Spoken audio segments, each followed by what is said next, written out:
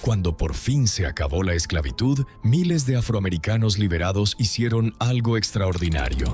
Fundaron sus propios pueblos para vivir libres, lejos del racismo y del miedo. Levantaron escuelas, bancos, periódicos y prósperas comunidades de la nada.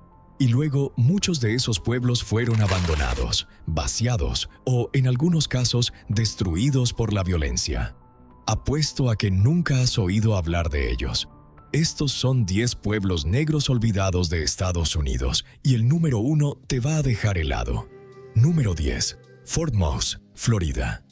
Empezamos con el más antiguo de todos, un lugar que hizo historia mucho antes de que existieran los Estados Unidos.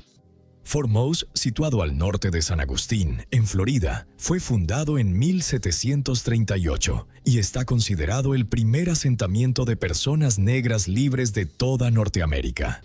Su origen es fascinante. En aquella época, en plena lucha de las potencias europeas por el control del Nuevo Mundo, el rey de España promulgó un edicto sorprendente. Cualquier esclavo de las colonias británicas que lograra escapar y llegar a la Florida española sería declarado libre, con una sola condición: que jurara lealtad a España y se convirtiera al catolicismo. La noticia corrió como la pólvora entre los esclavos del sur, y muchos emprendieron una huida desesperada hacia el sur, hacia la libertad. Quienes lo lograban se asentaban en Fort Moss, donde formaron una comunidad libre, armada y organizada, que incluso ayudó a defender San Agustín de los ataques británicos. Fue un faro de esperanza en mitad de la oscuridad de la esclavitud. Pero su existencia fue frágil. Cuando los británicos tomaron el control de Florida en 1763, el asentamiento fue abandonado. Hoy Fort Moss es un sitio histórico y un humedal silencioso, pero su legado es inmenso, porque demostró casi un siglo antes de la independencia que la libertad era posible. Para quienes llegaban hasta allí tras semanas de huida por pantanos y bosques, esquivando a los cazadores de esclavos, Fort Moss no era solo un fuerte. Era la primera vez en sus vidas que pisaban una tierra donde no eran propiedad de nadie. Sus habitantes formaron una milicia que defendió la frontera española, y su líder, Francisco Menéndez, un africano que había sido esclavo, se convirtió en un personaje respetado. Cuando hoy se camina por aquel humedal vacío, cuesta imaginar que allí, hace casi 300 años, latió el primer corazón de la libertad negra en Norteamérica. Número 9. New Philadelphia, Illinois. Hay historias que parecen imposibles para su época, y la de New Philadelphia es una de ellas.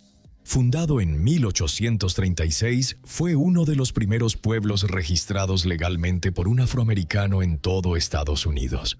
Y lo más asombroso es que ocurrió antes de la Guerra Civil, cuando la esclavitud todavía era legal en gran parte del país. Su fundador fue Frank McWhorter, un hombre que había nacido esclavo en Kentucky y que logró algo extraordinario. Trabajando sin descanso y montando sus propios negocios, consiguió reunir el dinero suficiente para comprar su propia libertad y la de su familia. Con el dinero que le sobró, compró tierras en el suroeste de Illinois y fundó allí su pueblo. New Philadelphia se convirtió, además, en un refugio seguro dentro del famoso ferrocarril subterráneo, la red clandestina que ayudaba a los esclavos a escapar hacia la libertad. Durante un tiempo fue una comunidad integrada y próspera. Pero entonces llegó el golpe que mató a tantos pueblos de su época. El ferrocarril, el de verdad, el de hierro, pasó de largo y eligió otra ruta. Sin tren, New Philadelphia quedó aislado, y a finales de la década de 1880, sus habitantes empezaron a marcharse.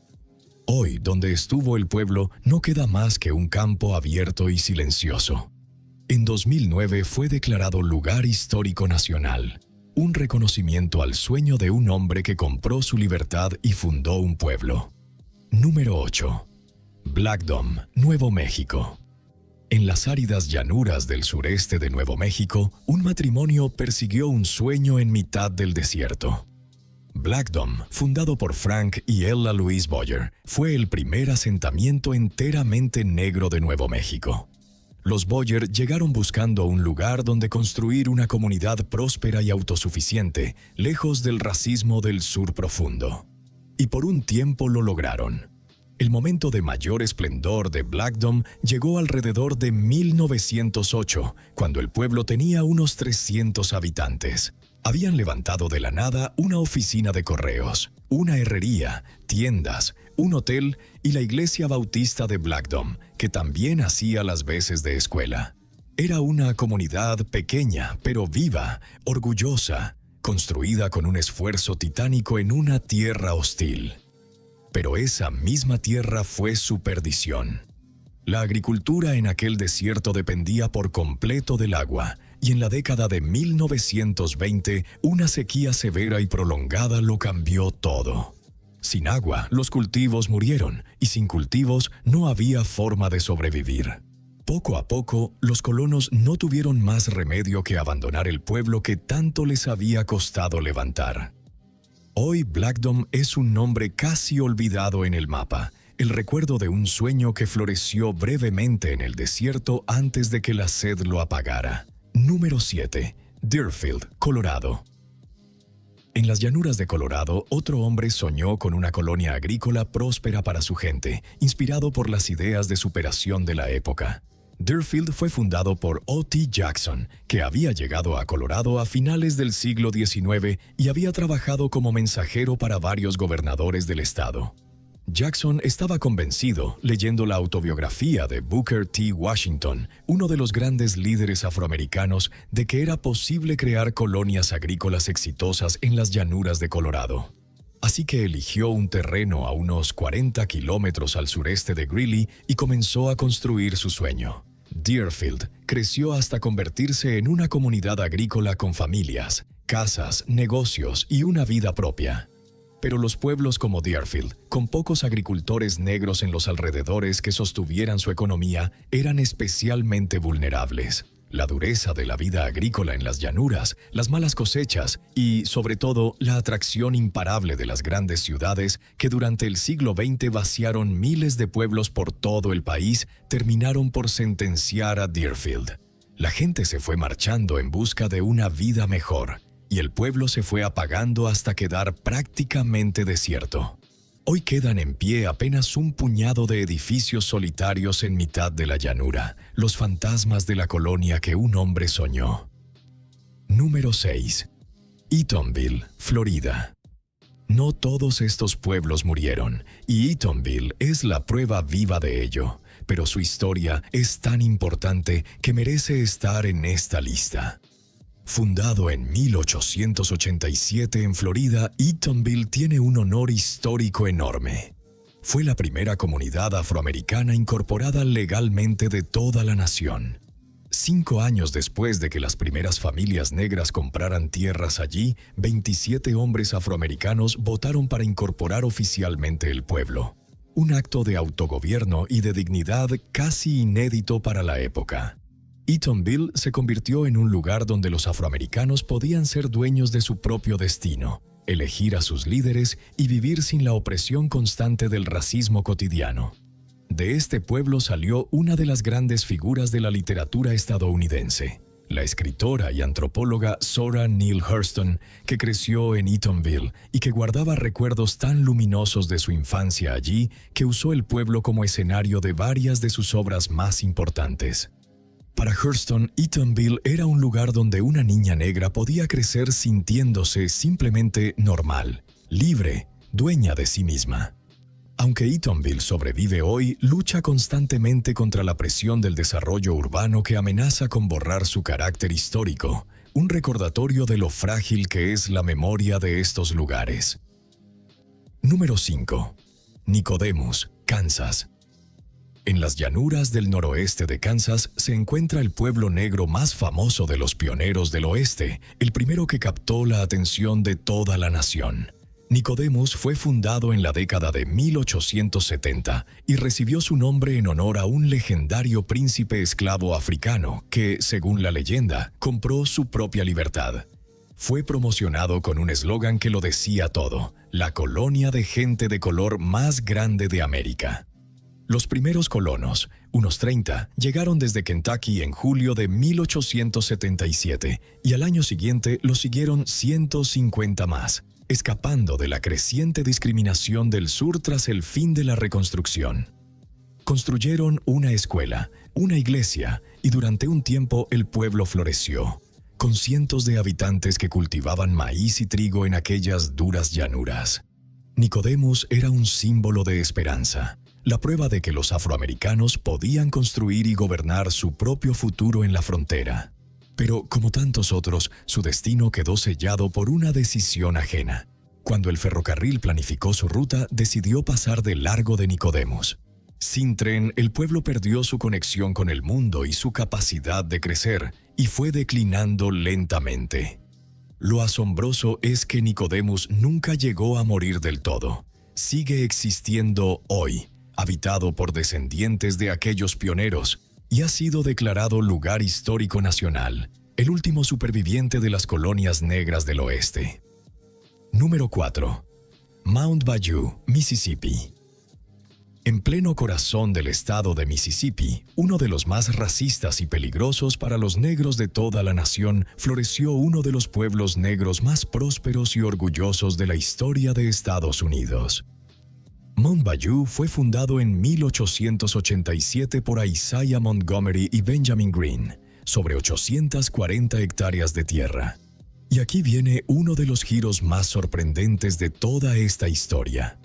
Esa tierra se la compraron a Joseph Davis, que era nada menos que el hermano de Jefferson Davis, el que había sido presidente de los Estados Confederados, es decir, del bando que luchó por mantener la esclavitud. Antiguos esclavos comprando la tierra del hermano del líder confederado para fundar una ciudad libre. Mount Bayou prosperó de forma espectacular. Llegó a tener su propio banco, una asociación de ahorros y préstamos, 2 aserraderos, 3 desmotadoras de algodón y la única fábrica de aceite de semilla de algodón propiedad de negros de todo el país. Era una ciudad completamente autosuficiente, gobernada por negros, para negros, un milagro económico en mitad del sur segregado. Pero su prosperidad empezó a tambalearse a partir de 1914, cuando algunos de sus negocios, incluido el banco, cerraron. La muerte de su gran valedor, el líder Booker T. Washington, en 1915, acabó con su promoción a nivel nacional. Y poco a poco, a lo largo del siglo XX, Mount Bayou fue perdiendo su vitalidad hasta acabar pareciéndose a cualquier otra comunidad empobrecida del delta del Mississippi. Pero durante sus décadas de esplendor, Mount Bayou fue mucho más que un pueblo próspero. Fue un refugio. En un estado donde los linchamientos eran terriblemente frecuentes y donde un hombre negro podía ser asesinado por mirar a los ojos a un blanco, Mount Bayou era un lugar donde los afroamericanos podían caminar con la cabeza alta, ser dueños de su tierra, dirigir sus propios negocios y educar a sus hijos sin miedo. Décadas más tarde, durante la lucha por los derechos civiles, el pueblo volvió a jugar un papel importante como base segura para los activistas. Aunque hoy es una sombra de lo que fue, Mount Bayou sigue en pie, orgulloso de haber sido durante un tiempo la ciudad negra independiente más próspera de todo el país. Número 3. Oscarville, Georgia. Y a partir de aquí, las historias se vuelven mucho más oscuras. Porque no hablamos ya de pueblos que se apagaron lentamente, sino de pueblos que fueron destruidos a la fuerza. Oscarville, en el condado de Forsyth, Georgia, era en 1912 una próspera comunidad agrícola, el único pueblo negro del condado donde vivían más de 1000 personas. Era una comunidad trabajadora y pujante, y precisamente ese progreso de la población negra incomodaba profundamente a los blancos de la zona. En 1912, tras la acusación, nunca probada, de que varios hombres negros habían agredido y asesinado a una mujer blanca, se desató el infierno. Uno de los acusados, Robert Edwards, fue sacado por la fuerza de la cárcel por una turba blanca, que arrastró su cuerpo y lo colgó de un poste en mitad del pueblo. Aquello fue solo el comienzo. Los supremacistas blancos lanzaron una campaña de terror brutal contra toda la comunidad negra. obligando a la gente a huir o asesinando a quienes se negaban a marcharse. En cuestión de semanas, los más de 1,000 habitantes negros de Oscarville fueron expulsados de sus hogares y de sus tierras, que perdieron para siempre sin recibir jamás compensación alguna. El condado de Forsyth quedó deliberadamente sin población negra durante décadas. Y hay un detalle final escalofriante. Años después, gran parte de aquellas tierras de las que se expulsó a los negros quedaron sumergidas bajo las aguas del lago Lanier, un embalse artificial. Hoy, bajo ese popular lago descansan los restos del pueblo que el odio borró del mapa. Número 2. Rosewood, Florida. La historia de Rosewood es una de las más trágicas y vergonzosas de toda la historia de Estados Unidos. Rosewood era un pequeño y tranquilo pueblo de Florida, predominantemente negro, con una población de poco más de 300 personas en los años 20. Era una comunidad próspera y autosuficiente, con sus casas, sus iglesias, sus negocios y sus familias. Gente que había logrado construirse una vida digna. Todo eso terminó en enero de 1923. Una mujer blanca de un pueblo vecino afirmó haber sido agredida por un hombre negro. Una acusación que, como en tantos otros casos, encendió la mecha del odio racial. Una turba de blancos descendió sobre Rosewood en una orgía de violencia. Durante varios días el pueblo fue atacado, saqueado e incendiado hasta los cimientos.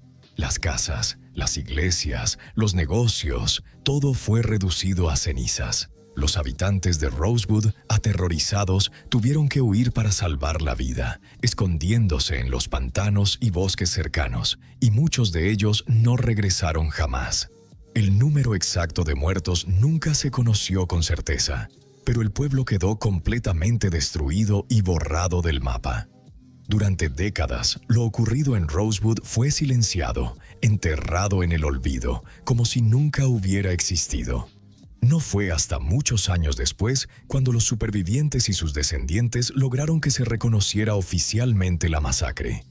Hoy, Rosewood es un nombre que simboliza una de las heridas raciales más profundas del país, un pueblo entero asesinado por el odio. En 1994, después de una larga lucha de los supervivientes y sus descendientes, el estado de Florida hizo algo casi sin precedentes. Aprobó una ley para compensar económicamente a las víctimas y a sus familias, reconociendo oficialmente que el Estado había fallado al no proteger a los habitantes de Rosewood. Fue una de las primeras veces en la historia de Estados Unidos en que un gobierno reconocía y reparaba una masacre racial de este tipo. Pero ninguna compensación podía devolver lo perdido. Un pueblo entero, una comunidad, una forma de vida, borrada del mapa en cuestión de días. De Rosewood no quedó prácticamente nada, solo el recuerdo doloroso de lo que el odio fue capaz de destruir y la determinación de que algo así no volviera a silenciarse jamás. Número 1. Greenwood, Tulsa, Oklahoma. Y llegamos al número 1, a la historia más impresionante, más próspera y a la vez más devastadora de todas.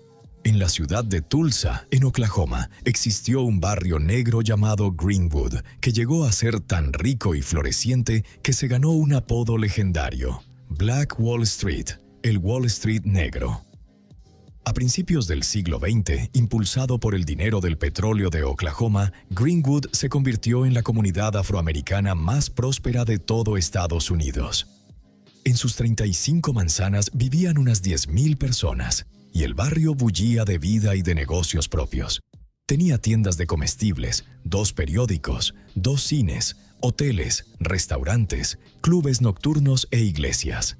Vivían allí médicos, dentistas, abogados y empresarios negros, una élite profesional próspera y orgullosa que había construido todo aquello con su propio esfuerzo, en una ciudad profundamente segregada. Greenwood era la prueba viviente de lo que los afroamericanos podían lograr cuando se les dejaba en paz. Pero esa prosperidad despertó una envidia y un odio feroces. El 31 de mayo de 1921, tras la acusación, nunca aclarada, de que un joven negro llamado Dick Rowland había agredido a una mujer blanca en un ascensor, una turba enorme de blancos, muchos de ellos armados y algunos incluso nombrados ayudantes del sheriff por las propias autoridades, se lanzó sobre Greenwood. Lo que siguió fue una de las masacres raciales más terribles de la historia del país. Durante 18 horas, entre el 31 de mayo y el 1 de junio, la turba quemó, saqueó y arrasó el barrio entero. Más de 35 manzanas fueron reducidas a cenizas. Se destruyeron unas 1,200 viviendas, además de iglesias, escuelas, negocios, un hospital y una biblioteca. Se calcula que entre 100 y 300 personas murieron, y cerca de 10,000 personas negras quedaron sin hogar de la noche a la mañana. Incluso se usaron avionetas privadas para arrojar bombas incendiarias sobre las casas, algo nunca visto en suelo estadounidense. Y lo más indignante de todo, ni una sola de aquellas personas fue jamás juzgada ni castigada por lo que hizo. La ciudad y las aseguradoras se negaron a compensar a las víctimas. Durante décadas, la masacre fue deliberadamente silenciada, borrada de los libros de historia, hasta el punto de que no se incluyó en el temario escolar de Oklahoma hasta el año 2020, casi un siglo después. Increíblemente, los supervivientes reconstruyeron buena parte de Greenwood con sus propias manos en los años siguientes, pero el barrio nunca volvió a ser lo que fue. Hoy, Greenwood es el símbolo definitivo de todo lo que estos pueblos representaron. El sueño, la prosperidad y la brutal injusticia de que un éxito construido con tanto esfuerzo pudiera ser borrado en una sola noche de odio. Durante muchos años, las propias víctimas y sus descendientes tuvieron que cargar en silencio con el trauma, mientras la ciudad fingía que nada había ocurrido. Solo en las últimas décadas, gracias al trabajo de historiadores y al empeño de la comunidad, la masacre de Tulsa ha salido por fin a la luz, recordada en documentales, series y libros. En 2021, en el centenario de la tragedia, el mundo entero volvió la vista hacia Greenwood. Y aún hoy se siguen buscando fosas comunes con los restos de las víctimas que nunca fueron contabilizadas. Un esfuerzo desgarrador por devolver el nombre y la dignidad a quienes el odio intentó borrar para siempre. Estos 10 pueblos cuentan una historia que casi nadie conoce, la de miles de personas que, contra todo pronóstico, construyeron lugares de libertad y esperanza, y la de todo lo que se perdió cuando esos lugares se apagaron o fueron destruidos. Recordarlos es un acto de justicia. Si conoces otra historia olvidada que merezca ser contada, déjala en los comentarios, porque los leo todos. Y si te gusta descubrir esta clase de historias olvidadas, suscríbete al canal para no perderte el próximo viaje. Gracias por acompañarme hasta el final.